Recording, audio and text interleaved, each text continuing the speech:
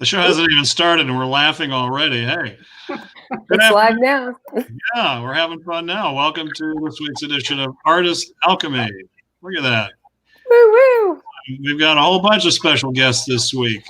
We decided, we being the staff of YubaSutterArts&Culture, that it might be fun to have a kickoff each month, the first Tuesday of the month, with sort of a conversation with those of us who do a lot of the work at your favorite local arts agency, YubaSutterArts&Culture, and just kind of have an open discussion and talk about the things that we're working on, things that we're looking forward to in the not too distant future, and maybe a little bit of that long-range vision thing that it's part of the planning process. So we're here all together to have a conversation with you and talk about who we are and what we do and tell you about some of the plans. So without further ado, let me introduce each member of the team. Shante Arroyo, our Arts and Education Coordinator and Social Media Manager.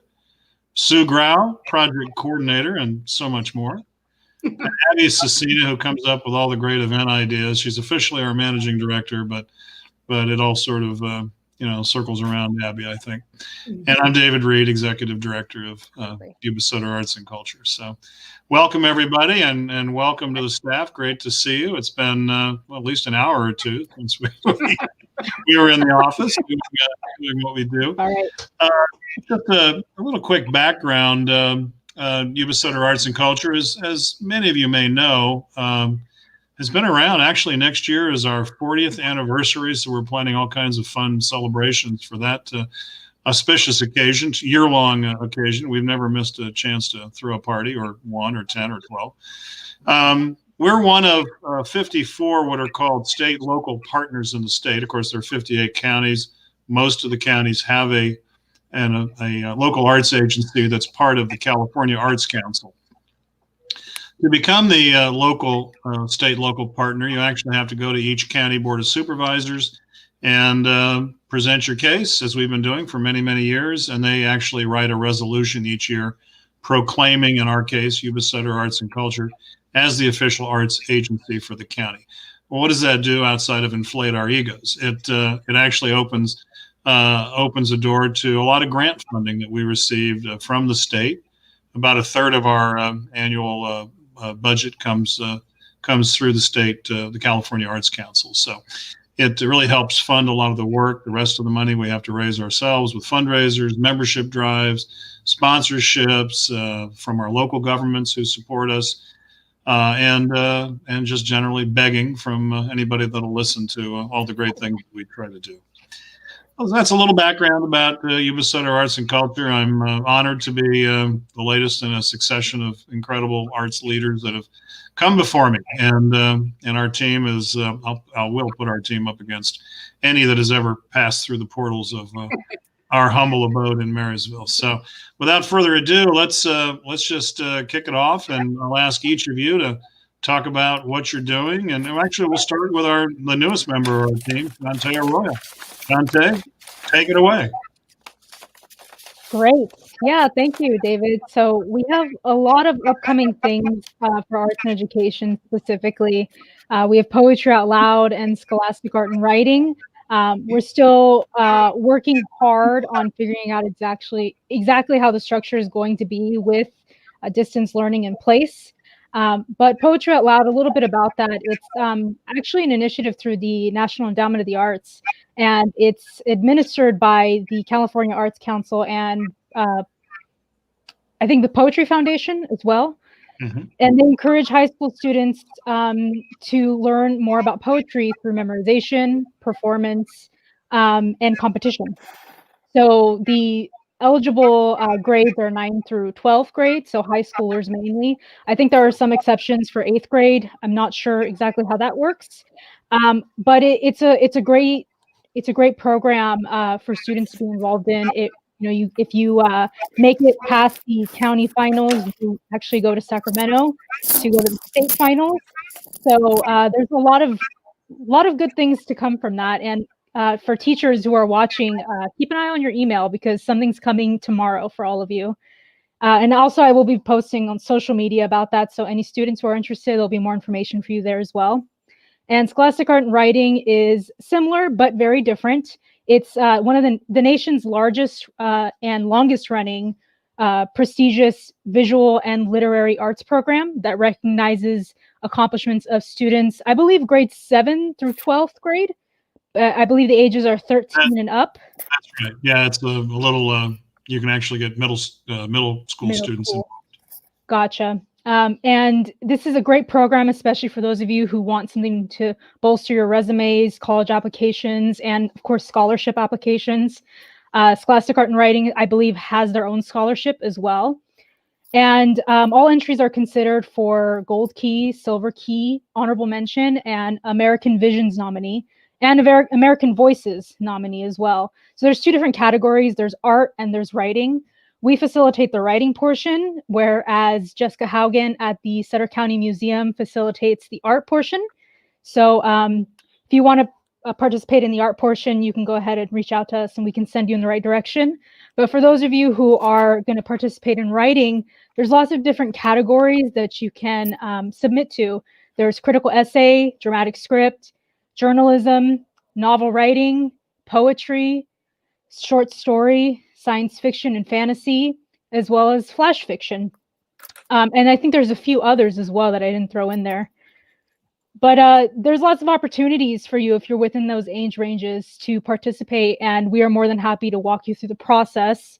In terms of submission, we actually have some exciting news about a submission workshop that's going to be coming very soon. We'll have more info on that later.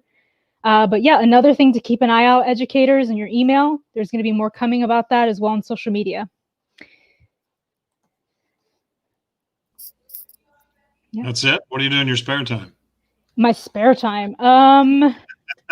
Reading. Yes.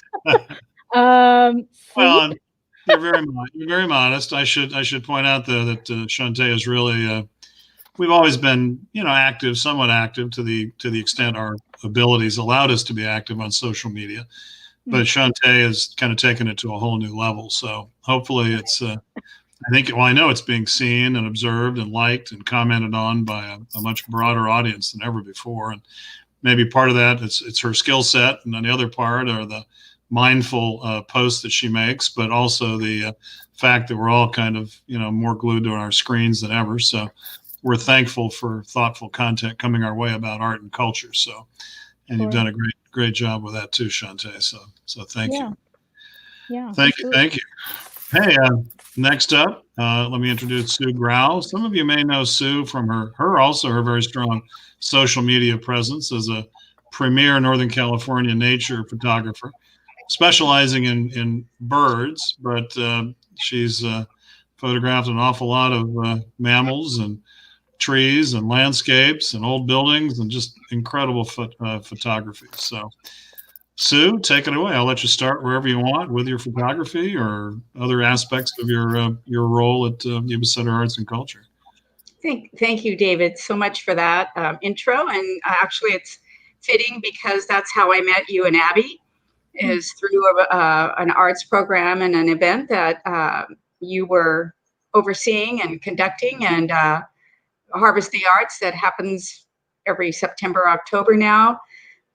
So that takes us back a few years. And so that's how we were introduced. And I think I've been with YubaSutter Arts at least 10 years. I can look back at some old emails, and certainly before my photography evolved to the state that it is today. So I'm delighted to be part of the team. And my work pretty much involves supporting the team and the programs. And what do I want to say? If it were a production, I'm behind the scenes.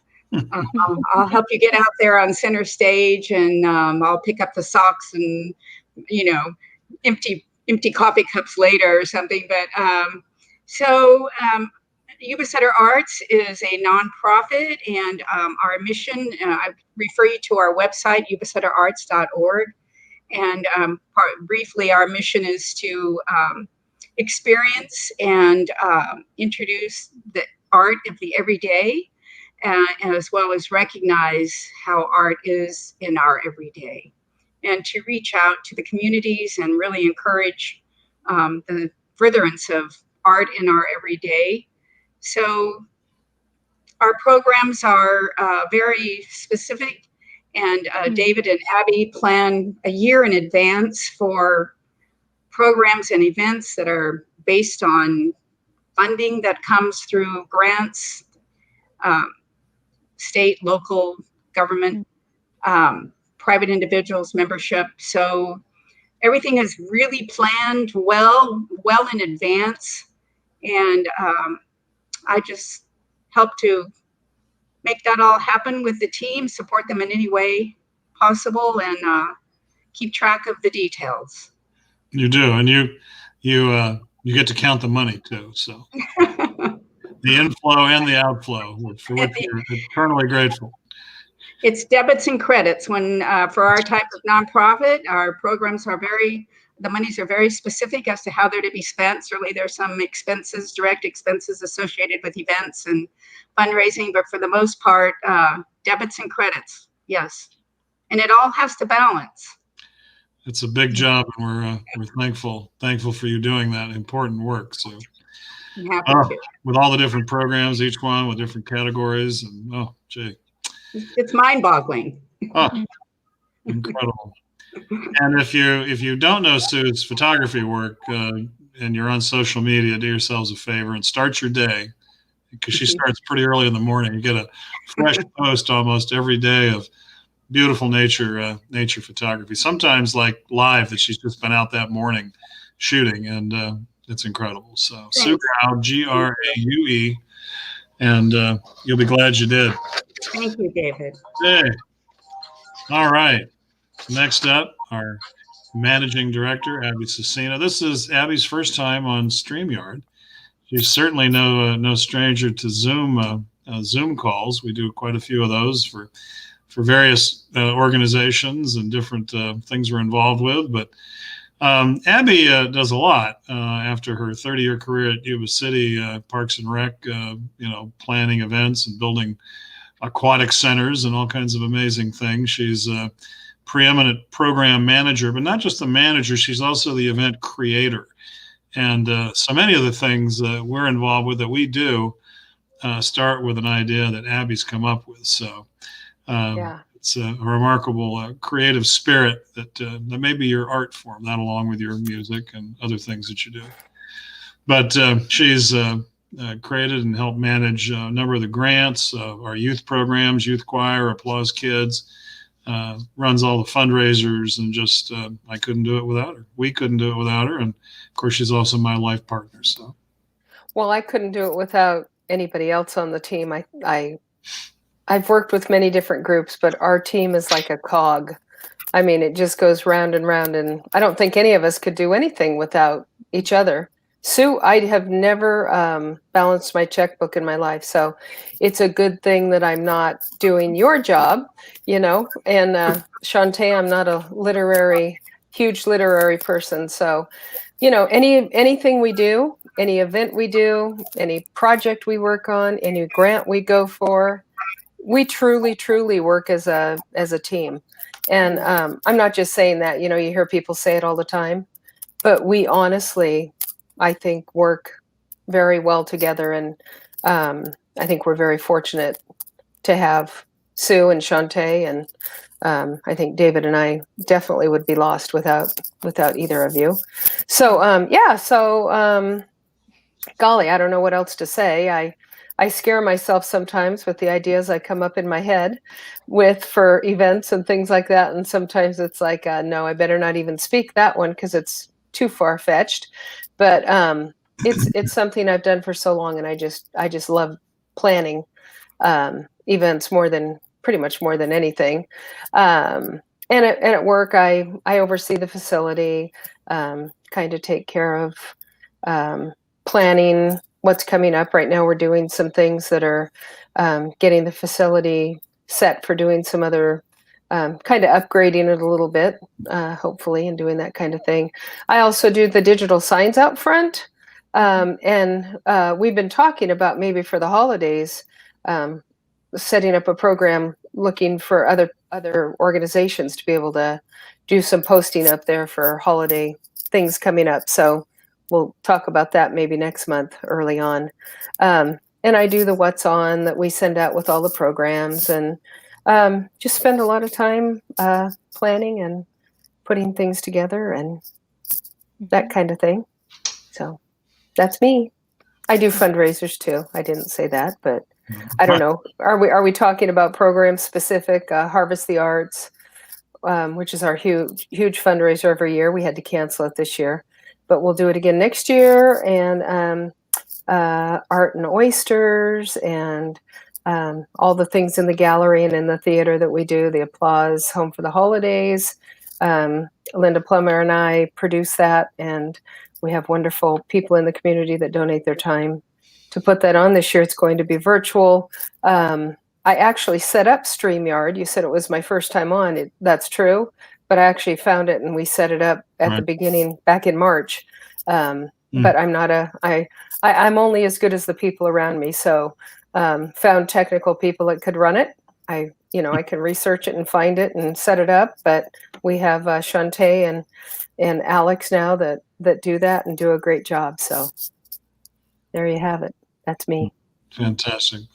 Again, another very modest member of the team. On the other hand, I'm willing to no. Just kidding. No.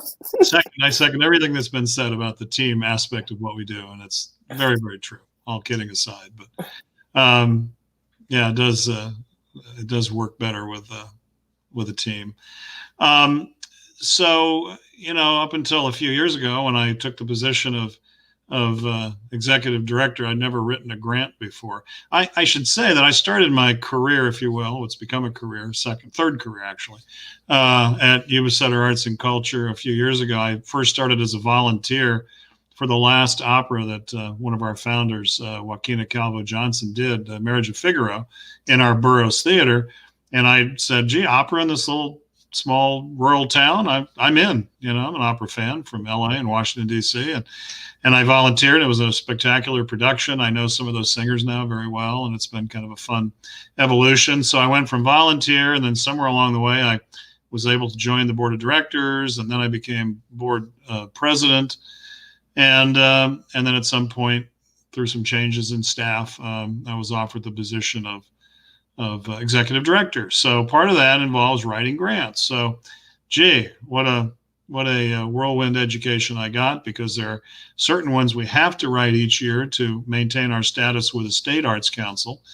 And then all these other ones come flying at you, and you go, oh, that's great. We want to get that pot of money because we could do this with it. Or, oh, gee, here's another one for a youth, choir, or, whatever the case may be. And it sort of becomes like you become a grant junkie. I mean, I hate to use a drug phrase, but it's addictive. And not just to pile up a huge cash reserve, but it's all these are important things that we're so passionate about bringing to the community. And like Abby says, sometimes we have to kind of stop ourselves and say, okay, whoa, Nellie, it's we've got enough here. We're not going to do this. We're going to try that, and we want to do what we do and do it well. So it's not so much a matter of just volume and seeing how many programs we can add to the list. And gosh knows there's a lot of them already, but we want to really improve the quality while bringing important programs to the community. Our about 175,000 member community between the two counties. And anyway, grant writing creates a lot of those opportunities for us, that the funding for special projects. We get grants from the federal government. We get them from foundations. We get them from the California Arts Council. We get them from local foundations like the Teichert Foundation. A little bit here and there from Walmart. U.S. Bank has been very generous. Got a little bit of money from the Marysville Dispensary a few years ago. But Yuba Water Agency? Yuba Water Agency funded a huge education project on a grant that Abby wrote. So it's an important part of what we do, and it really keeps the juices and the revenue flowing for us. In addition to writing grants, I've done a lot of the marketing, and so thankful to have Shantae taken on the social media. We kind of work together and collaborate with messaging. I do press releases, usually a couple a week. write a weekly column now for the Appeal Democrat, and just generally try to keep the name out there in any other form possible. We've got direct mail that we use. People, it always amazes me when people say, well, I had no idea you were doing that. And I kind of go through the list of what we do to try to reach people. Do you read the newspapers? No. I should mention the Territorial Dispatch, too. They're very good to us, but a lot of people don't pick that up. Do you listen to the radio? No. Do you use social media or look at the website ever? No. Do you see our digital sign? No. Do you get our postcard at home or get our newsletter that we send out to 5,000 people? No.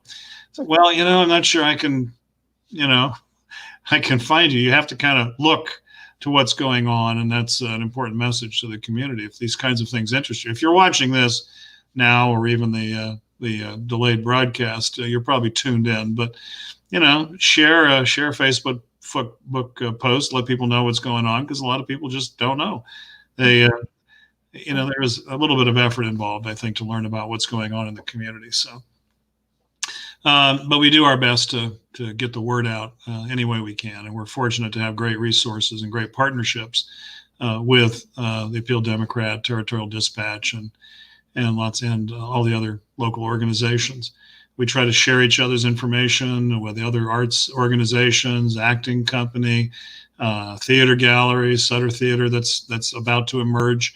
We're willing to work with and support if there's somebody we don't know about and we can help promote something that you're doing, please reach out to us. That's our job, and we love to do that in that spirit of collaboration. I think sometimes we wind up in our little silos and we're not looking at the bigger picture. And I think, the old rising tide lifts all boats kind of thing. I also take care of some government relations, making presentations to city councils and county board of supervisors, at least annual reports to let them know what we've done with the funding they provided, if there has been funding, and the governments have been getting better and better about and have been willing to provide some revenue for us. So we appreciate that support. Our most interesting local story has been our relationship with the city of Live Oak for the last 4 years. We've had a $120,000 mural project. They came to us and said, look, we want to kind of create a destination outdoor art gallery in Live Oak. So it's about $120,000 investment of what they've put up and what we've been able to raise for matching funds. A lot of grants require one-to-one matching funds. The grant's $20,000, you have to raise $20,000. So we've been able to do that successfully, and we painted some magnificent murals. The great artists that we've been able to hire to paint these murals up in Live Oak. So if you don't know that collection, it's worth a trip to Live Oak to see what we've done up there. Community relations in general. We go to a lot of events kind of just to meet and greet people, and that collaboration has really served us well, because sometimes you need a letter of support for a grant. They want to know that you've got those connections in the community, that people in positions of leadership know what you're doing. So, our work with the Chamber of Commerce, the Economic Development Corporation, again, the city councils, the mayors, the supervisors.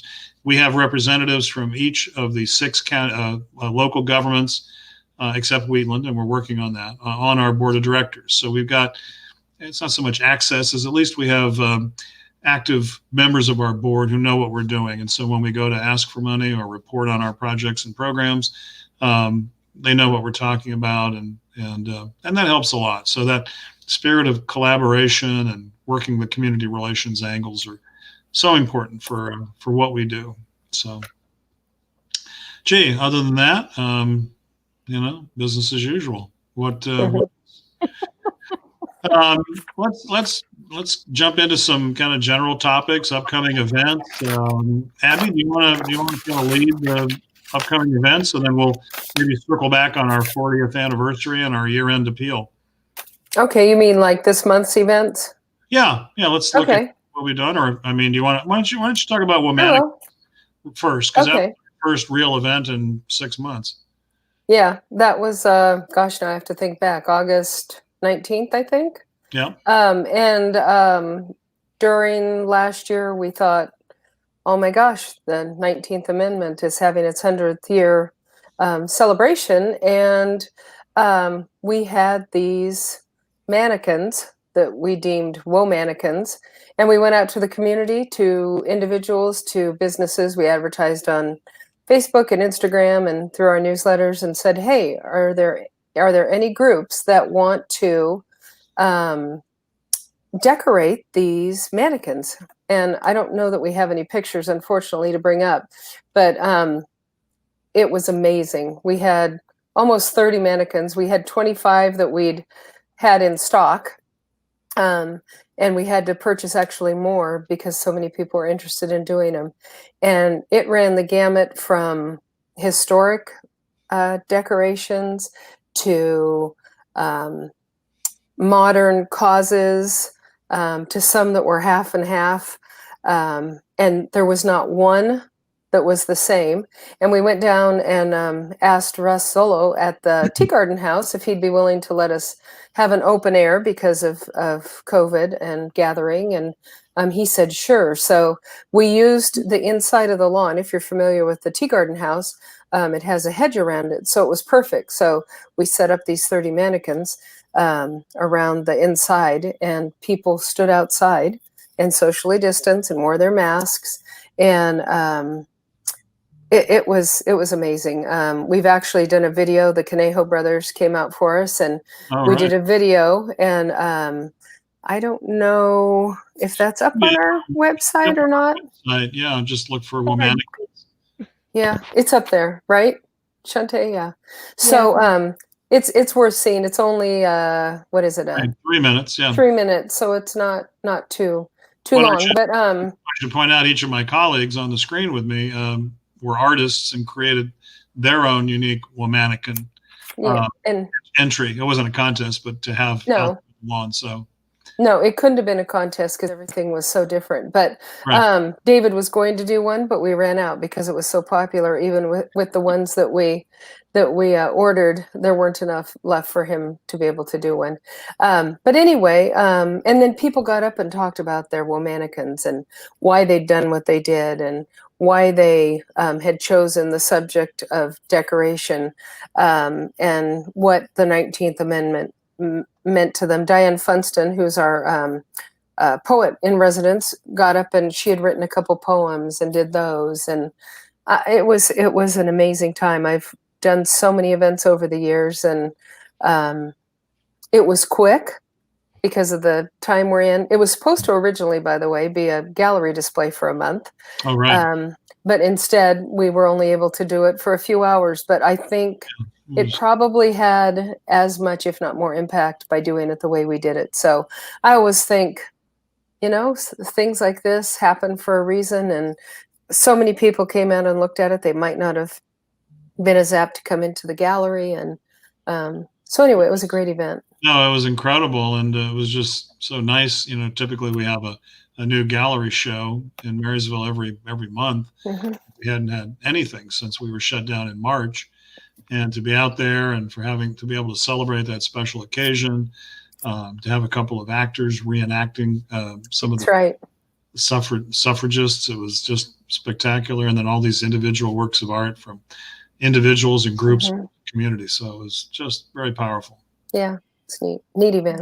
I'm glad we commemorated it with a video. So yes, yeah. So, do you want me to keep going on what's coming up, or? Coming up, yeah. I think Sue. I think do you want to mention our artist in residence, or do you?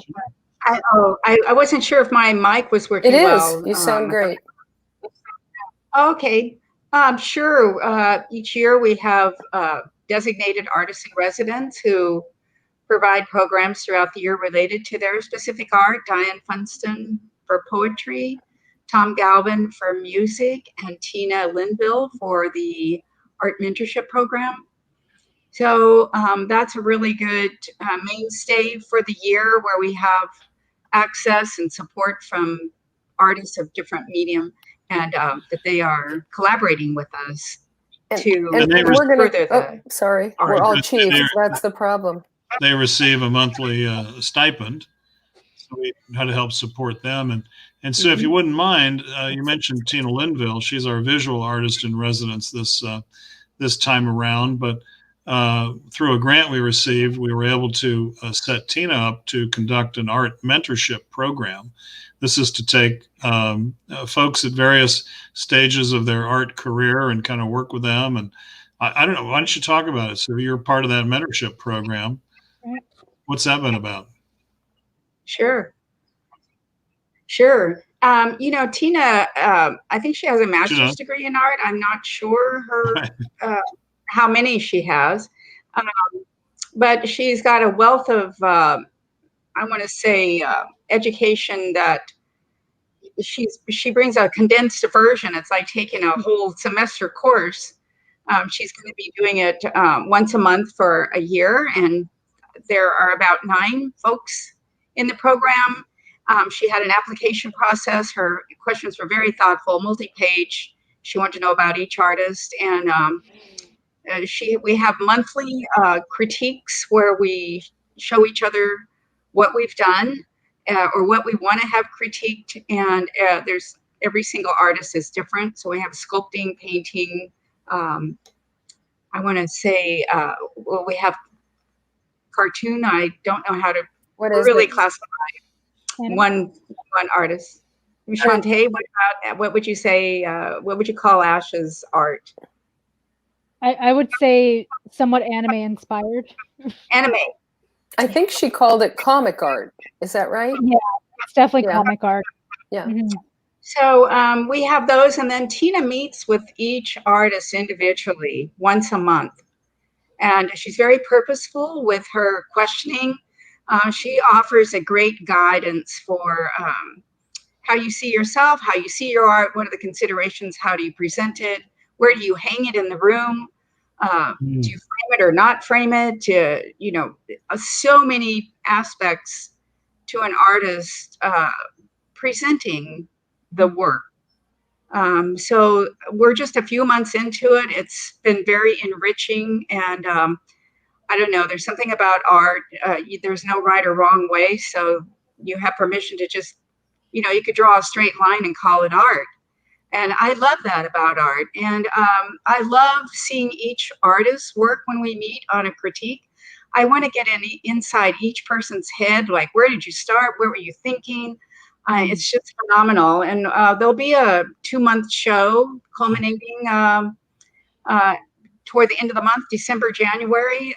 So stand by for hearing more about that. We're going to be having a show I think it's called related to COVID. It'd be a kind of a COVID theme. What have we been doing during COVID? And when we meet, we all are wearing masks and we keep our social distance, and we're very cognizant of that and very careful. So that program, I'd love to talk about it at the end of the year, because it's just an amazing, I don't know, we just met and I felt like I'd been to an art museum. That feeling of where you're just so inspired and you're overwhelmed with art, and how did they do it? And I just can't describe really. And so I had that same feeling. So it's a great program. We're so glad to hear that from you, a participant, and she's working with artists that work in various disciplines. So.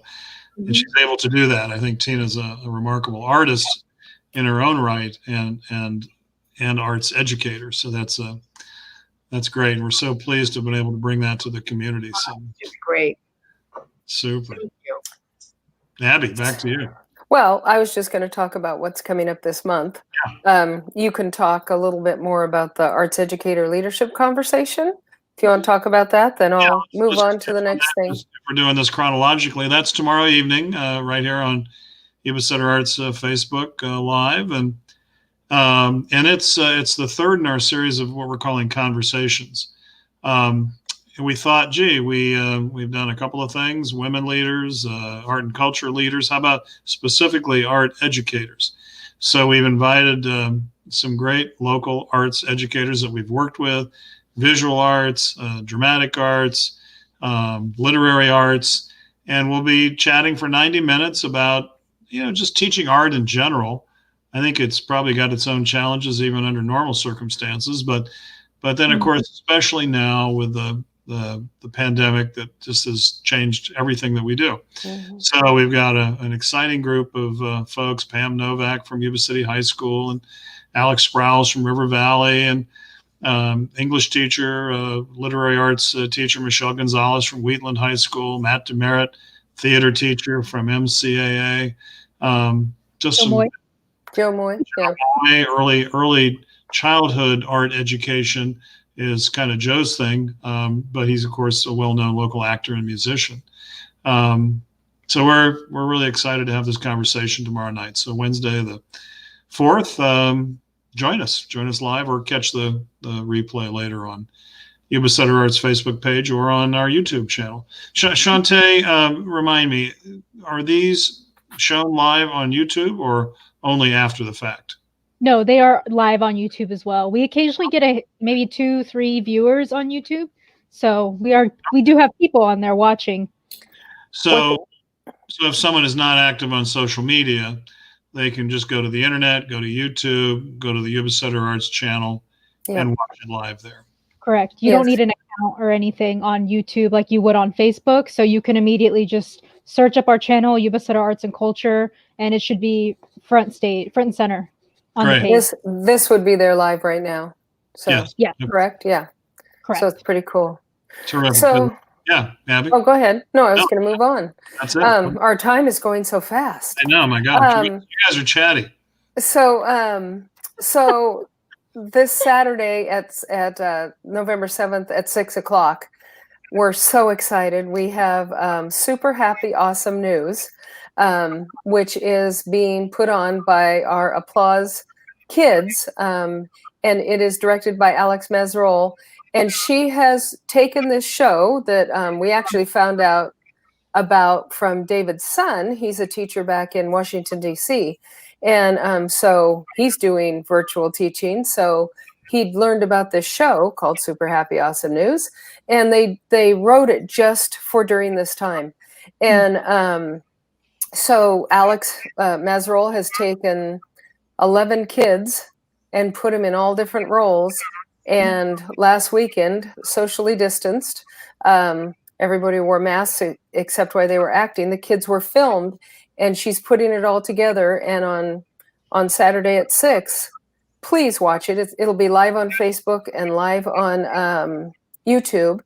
And these kids, she says, are amazing. We saw their audition tapes, and it was shocking. It truly was. So it's free, and I think anybody would love watching it. It's a half-hour show. It's not going to take up your whole night. But if you have kids, if you even like kids, if you have grandkids, it's a great thing to watch. So and it's fun because we're going to try to do a little exchange with Colin, David's son, back in Washington, D.C., and take a look at his, and he can look and see what we did. So yeah, so we're very excited about that. And it's kind of rebirthed Applause Kids. And Alex Mesrol is an MCAA graduate, but she's worked at both Disney World and Disneyland. She's studied and has a degree from Sac State, and does a lot of performing herself. And so she's about the most exciting person that you will ever know. And she's our youth theater director now. So we're so thrilled, and there's so much more to come. So actually on that same line, we're doing auditions for an Applause holiday happiness show that Applause Kids will put on in December. So the deadline for that, I think I have to look, sorry, is the 16th of November. And so that will, kids can turn in audition tapes for that. And we'll be given parts to perform as part of this holiday showcase. So we're excited about that. Can I back up and do a mea here real quick? I meant to introduce our man behind the scenes today, Alex Cecina. No stranger to many of you. Alex, you want to say hi? And I'm ashamed. I knew I'd forgotten somebody. Alex Cecina will also be part of our arts educator leadership conversation by virtue of his years of international travel with the Young Americans performing arts group teaching performing arts to students in how many countries? England, Japan? Oh, yeah. Japan, the UK, Ireland, Germany, Poland, the Czech Republic, Spain. So I think Wow. 7. Hold it. Oh, and Holland. 8. Wow. So we'll look forward to your insights during that conversation. And now, Yeah. of course, you're teaching dance at Arthur Murray Dance Studio in Boston. So It keeps coming back to me. I never planned on being a teacher, but it keeps coming back around. So go for it. Go for it. But thanks for being part of the team here. of course, Oh, signing off, going backstage again. thanks. So, Look at this. This is like magic. yeah. Cool. That's why I'm not punching the buttons. There'd be odd delays. Anyway, so then our next exciting thing this month is our pop-up art exhibit and reception for Veterans Day. And we're bringing in artists that are veterans. We have Brian Schul, Aaron Burks, Chris Thompson, and Bert Johnson. Bert Johnson. And there it is. See, I could have read it there. But anyway, they're going to come in. They're going to set up their art. They all do different types of art. Aaron is working on a grant right now through us that's taking people who were involved in Pearl Harbor, veterans that were at Pearl Harbor, and he takes their picture from when they were in the service. Of course, they were probably 18 to 22, 24. And he's painting them then, and he's painting them now. And he's traveled far and wide to take some of their pictures and talk to them. And last year we sent him over to Hawaii, to Pearl Harbor during their celebration, whatever they call it, memorial. And he was able to touch base with some people there. But it's been a little bit hard with the pandemic because he can't get one-on-one with people so much. So he's going to be showing his artwork. He also does wonderful ships in the water scenes, unbelievable. Chris Thompson, anybody who knows Chris's ceramics, he does bowls and mugs, and I think probably best known for his 1,000 bowl project he did for the homeless. Had people make, along with him, 1,000 bowls and sold them and raised money for the homeless. Brian Schul, you also may know is a huge wildlife photographer and does, David, you know the size. I mean, they're massive, 12 by 12 feet or more images that are just beautiful. And then Bert Johnson, who's heavily involved with the Museum of the Forgotten Warriors, he does landscapes, painting, wild animals, buffaloes, beautiful landscapes. So we're going to do that on the 11th, which is Veterans Day, from 3 to 7 p.m. And we'll have the reception that night. And then we're going to be open again on Saturday, the 14th, so that if people couldn't come on Wednesday, they can come between 10 and 2 and check everything out. So, and Joe Moy will be singing in the courtyard. He's also a veteran from the Navy. So it's really a celebration of veterans, and we love our veterans. We've done a number of projects over the years, as you may be aware. It's a special grant program, Veterans in the Arts, and we did the mural park on B Street in Marysville, where veterans worked with local professional artists to create 4-foot by 8-foot murals. Chris Thompson, who'll be here next week, ran our ceramics for veterans program for 2 years.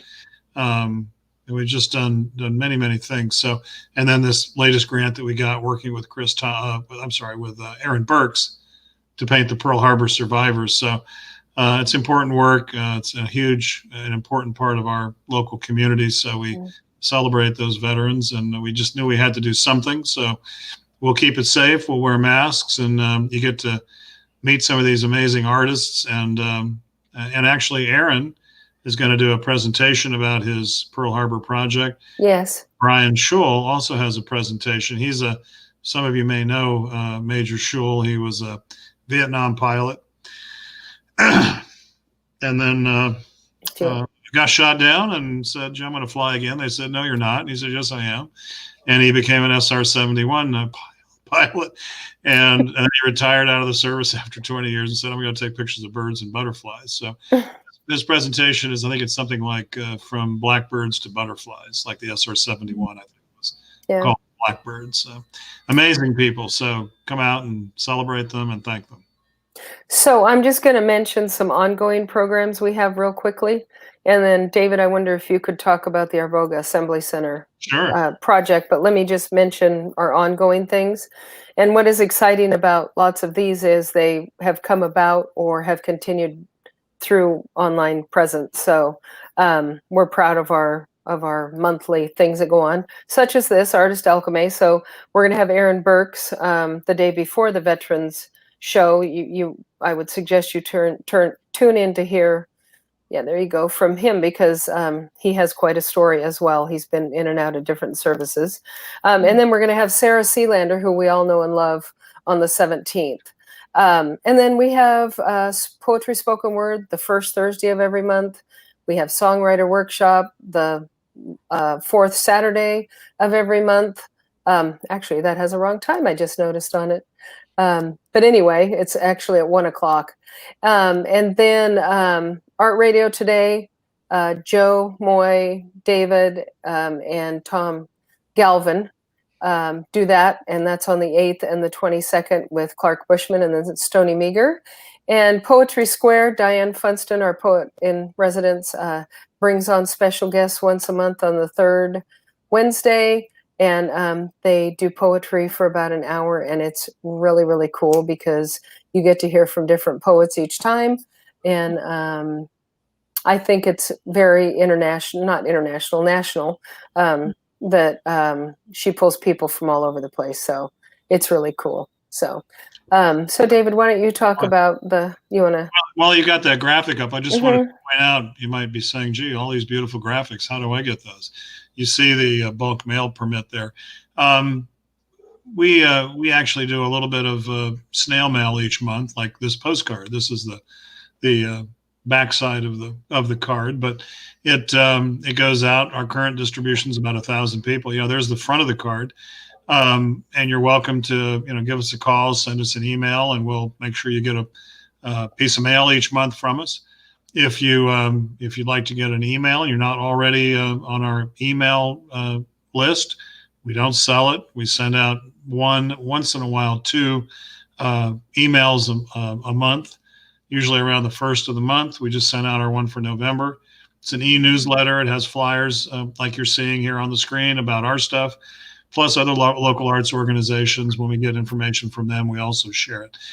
To get on that email newsletter list, you just simply go to the YubaSutterArts.org website, and you can sign up, and you'll get that from us at least once a month. Again, it won't burden your inbox with too much stuff, but it's worth having available, because then you can kind of get a month head start on planning to participate in some of these things. And every month is different.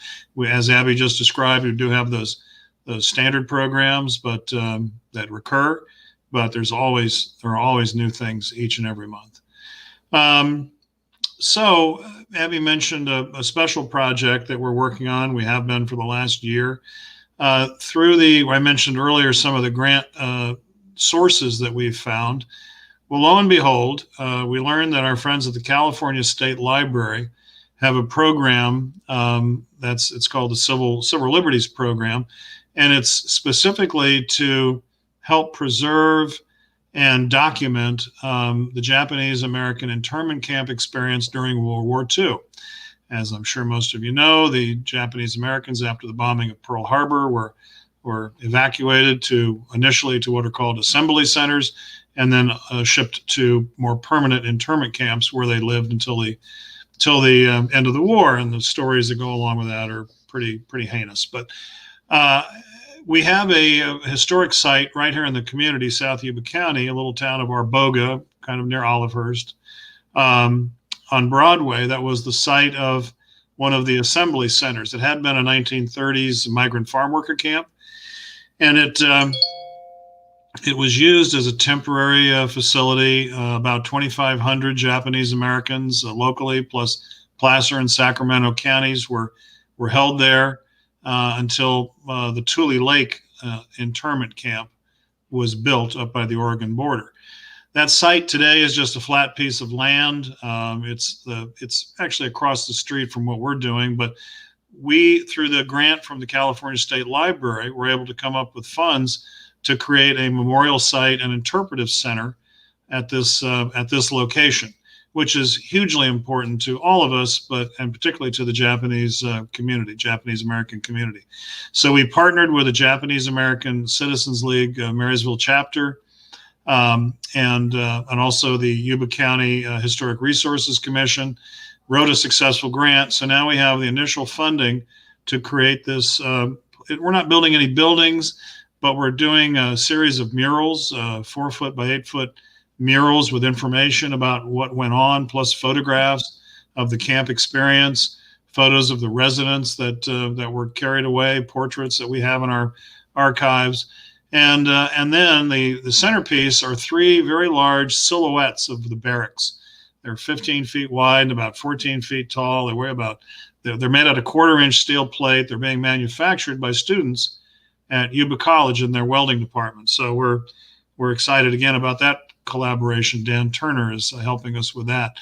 And so once it's all set up, you'll drive up to this location. There'll be these information panels, those silhouettes kind of looming in the background. The lot's about 150 feet deep. There'll be a gravel trail with barbed wire, so you have to kind of walk back there. There'll be information on the back side of the barracks. It'll hopefully kind of draw you in and give you a little bit of that sense of foreboding and what those poor people experience. So that's a real point of pride for us. And I have to say that it wouldn't have come about if I hadn't been educated by some, excuse me, very good people in the community. Our good friend Sue Sainer Moyers, who first told me about this.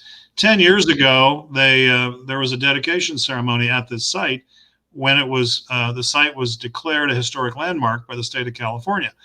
And they had a dedication ceremony with all the bells and whistles. But then no funding was available, so nothing ever really happened. The plaque is still in storage. We're not going to bring the actual plaque out. We'll have a large photograph of it because there's a serious issue with theft of metals and what have you. But we can have a nice representation of it and tell the story and preserve that history. And it's a place where people will be able to go out and learn more about it. So we've had several teams of folks out. We've all been out working there. We had a whole group. Say Love has been out to help us. Last weekend, we had the Wheatland Interact Community Service Club came out and sent out a crew of kids. So it's really been a community project already, and there's nothing there. Reclamation District 784 leveled the land for us. And now we're going to South Yuba County Rotary Club was on site. So it's one of those, again, collaborative projects that, works on a bunch of different levels. So you'll be seeing more as that project develops. It'll be essentially finished by the end of the year. And stay tuned because it's going to be pretty epic. And that's part of the reason we kind of rebranded ourselves this year, YubaSutterArts&Culture. It's, we love our core competencies, but, kind of throwing a little wider net and being able to bring additional funding into the community for projects like this. And it is an artful project when you see these silhouettes and the murals. So there's that part plus the history. So it's a real cultural experience. So we're very proud of that and happy to be able to bring that to the community. We should also mention Stuart. Oh, Stuart, yeah. I get going and I forget the basics. Yeah. The whole thing started with a wonderful inspired conceptual drawing by designer Stuart Gilchrist, who has a Gilchrist Whatnot store, beautiful shop in historic Chinatown in Marysville. Stuart's a great collaborator of ours as well, and he came up with this concept, and we've stuck with it since the beginning a year ago. So, yeah, so very exciting, and look for more of that kind of thing. We're always scouring the horizons for places where we can bring art and culture together. Enough about that. What else? Should we talk about our Sue? Well, I was just thinking, David, with Veterans Day coming, we could mention the site that's across from Ellis Lake. refresh folks to know that that's there, because it's really worthwhile. If you haven't been there, this was literally the first veterans art project we received a grant for, and it was to create these murals, 7 murals that veterans, again, worked with professional artists to create about their time in service, whatever aspect of their service experience they wanted to share. And a former friend, the late Bob Gass, his mural speaks to his years as a paratrooper, and it's a shot kind of looking up at the men jumping out of the plane with a parachute's about to open. It's a pretty dramatic piece. Yeah. And his artist guide was Aaron Burks when he collaborated with Bob on that. Others are more combat related, and on the back of each mural, if you get a chance to visit, it's a little bit of a kind of a subtle experience, but you have to get out and walk around to the backside, because there are statements by the veterans and the artists that worked to create these murals. So it's a great thing to do if you've got a route that you do on Veterans Day to honor veterans. That's a good one to add to your travels that day, along with the Museum of the Forgotten Warriors. Mm-hmm. They'll be open. That's another one of the hidden treasures here. I talk to people every week that either have never heard of it or have never been there. So whether you're a military buff or historian or not, there are incredible experiences that everyone here should see. And that museum, right off, what is that, North Beale Road? Yeah, it's off of North Beale Road. Almost to the A Street or something. Yeah, I can't remember. Yeah, A Street. Yeah. So they'll have flags all over down there. They've got a tremendous team. And they actually are open and close when our event starts at YubaSutterArts. So people can go visit out there, plan a couple hours to go out there, because there's so much to see, and then come to YubaSutterArts and any food enjoy some more. Of course, there's food at our event. We'll have good goodies, beer, wine, other non-alcoholic drinks, but and some tasty treats. So we're excited about that. I don't know how much time we have. A few minutes, 3 minutes. Can we just mention we're very excited about 2021, and that it's YubaSutterArts' 40th anniversary, which is, golly, 40 years is a long time, and so we're excited. We're planning different things for next year, and I know we're going to have 40 events during that year. That'll be one thing we do for sure.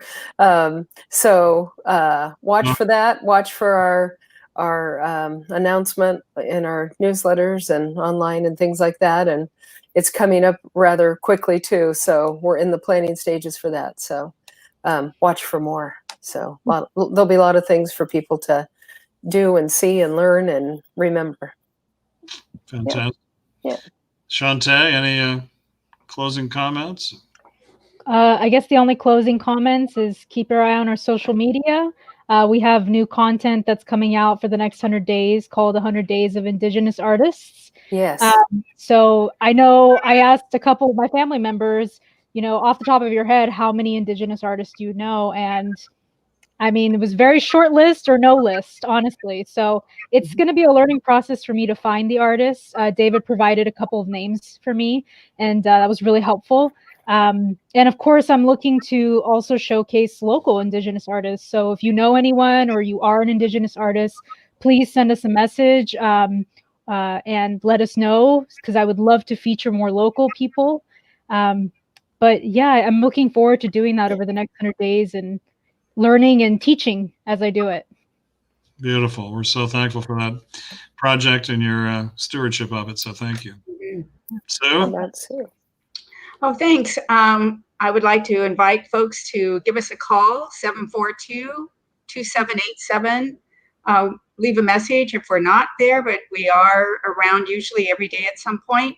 We'd love to hear from you if you have more questions about YSA&C, membership, anything you'd like to know. We'd love to hear from you. Fantastic. Abby? I've talked more than my share, so I think I'm done.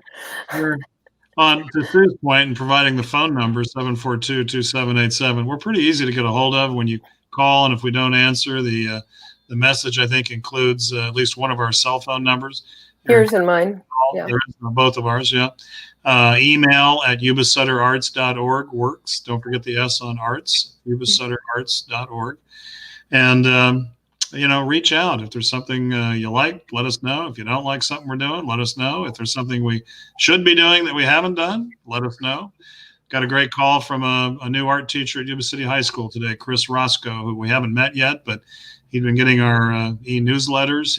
His students just had a virtual tour of the Crocker Museum through another grant we received with an actual live docent, not just a pre-recorded tour, but interaction with a person at the Crocker talking to his students in the classroom, and he really appreciated that. So, yeah. Chris, thanks for calling, and we look forward to meeting you soon. We are about to enter our year-end membership fund drive, if you will. We'll be sending out information. We mentioned it in our last e-newsletter. We'll be doing a mailing to all of you on our mailing list. And if you're able to help us out, we'd sure appreciate it. We've got membership levels from $25 on up.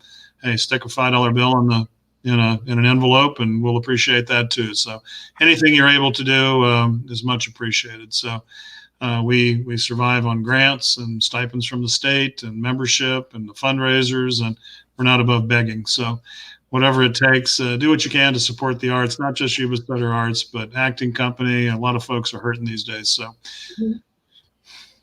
keep the arts alive in Yuba Sutter. Be creative. We'll see you next week for our Aaron Bergs just before Veterans Day. All right. Thanks, everybody. We'll see you soon. Thank you.